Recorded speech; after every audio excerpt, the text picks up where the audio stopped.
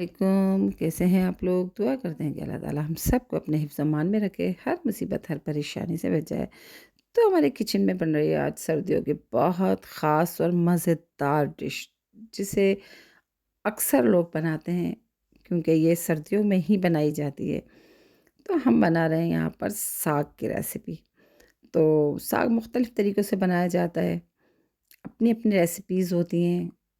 कोई liquid form में बनाता है, मैंने इसे भुजिया की तरह से बनाया है, जैसे फ्राई किया है और उसको बना लिया। तो मेरी रेसिपी से बनाएँगे तो इंशाल्लाह ये आपको बहुत अच्छी लगेगी। तो यहाँ पर मैंने साग ले लिया था तकरीबन 1 गड्डी, और पालक भी मैंने ले लिया था 1 गड्डी। दोनों को लेकर मैंने काट लिया, और काटने के बाद मैंने इसे अच्छी तरह से धो लेना है, ताकि इसमें से जो डस्ट, मिट्टी, जो भी चीज़ है वो अच्छी तरह से रिमूव हो जाए। तो यहाँ पर मैंने अच्छी तरह से साग को धो लिया, और दूसरी तरफ मैंने एक भगोने में अच्छा खासा पानी रख दिया, तकरीबन 1 डेढ़ किलो के करीब मैंने पानी उसमें शामिल कर दिया। फिर वो तमाम साग जो मैंने धोया था वो मैंने उसमें ऐड कर दिया। तो उसको पकने के लिए छोड़ देना है, तकरीबन आधा घंटा हम उसे पका लेंगे, तब तक हमारा साग अच्छी तरह से गल भी जाएगा और पक भी जाएगा।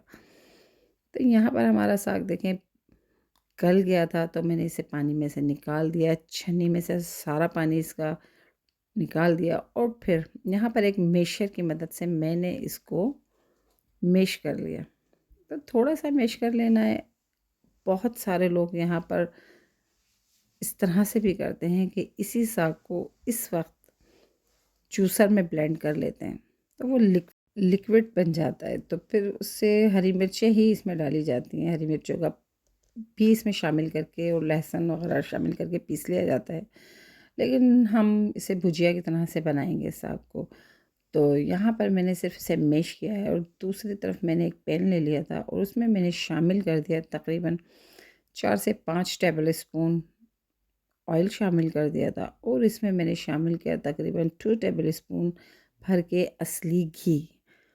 जी हाँ, ये रेसिपीज़ घी में ही बनाई जाती है, और असली घी में बनाएँगे तो इसका टेस्ट और मज़ीद निखर कर आएगा और बहुत मज़ेदार रेसिपी बनेगी। लेकिन यहाँ पर आजकल के बच्चे नहीं खाते हैं असली घी, तो फिर मैंने यहाँ पर थोड़ा-सा इसमें ऑयल शामिल कर दिया, ताकि बच्चों को पता भी ना चले और हम उन्हें खिला भी दें।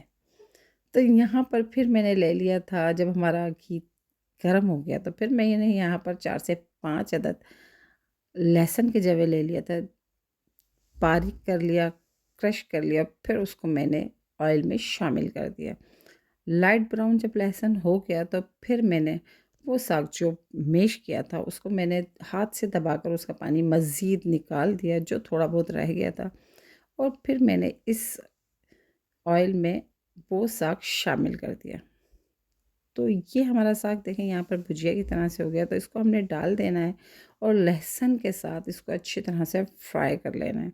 अच्छी तरह से मिक्स कर देंगे। मिक्स करने के बाद बहुत सिंपल कम मसालों के साथ बनेगा, बहुत मज़ेदार।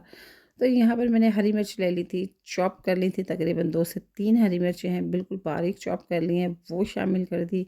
सॉल्ट शामिल कर दिया हमने 1 टीस्पून।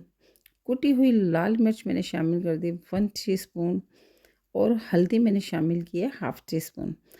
लाल मिर्च आपकी मर्ज़ी है, डालना चाहते हैं डाल दें, नहीं डालना चाहते तो उसको छोड़ दें। हरी मिर्चों की क्वांटिटी आप बढ़ा दीजिएगा फिर इसकी जगह पर।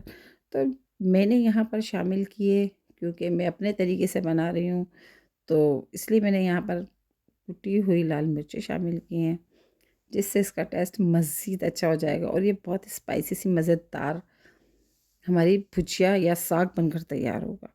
तो यहाँ पर मैंने डालने के बाद उसको अच्छी तरह मिक्स किया। मिक्स करने के बाद बिल्कुल स्लो दम वाली आंच पर मैंने इसको रख दिया।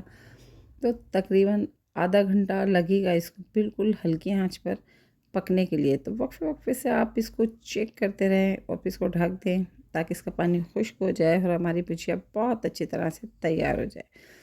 तो इस तरह से हमारी भुजिया तैयार हो गई है, और खाने के लिए रेडी है। आप इस साग के साथ उम, चावल की रोटी खा सकते हैं, मकई की रोटी, अक्सर मकई की रोटी खाई जाती है, लेकिन आप सादा रोटी भी इस पे खा सकते हैं। तो आप पकाएँ गरम-गरम, और उस पे असली घी लगाएँ, या मक्खन लगाएँ, जो आपको पसंद हो आप वो लगाकर इसके साथ खाइए तो आपको खाने का मज़ा आ जाएगा। आप बिरयानी, कौरमे, कढ़ाइयाँ सब भूल जाएँगे क्योंकि ये देसी फूड है, मज़ेदार होता है, सीज़न की एक रेसिपी है तो ज़रूर बनाइएगा, ज़रूर खाइएगा और जो मेरे चैनल पर नए हैं वो सब्सक्राइब करें, लाइक करें, शेयर करें और कमेंट्स में ज़रूर बताएँ कि आपको रेसिपी कैसी लगी।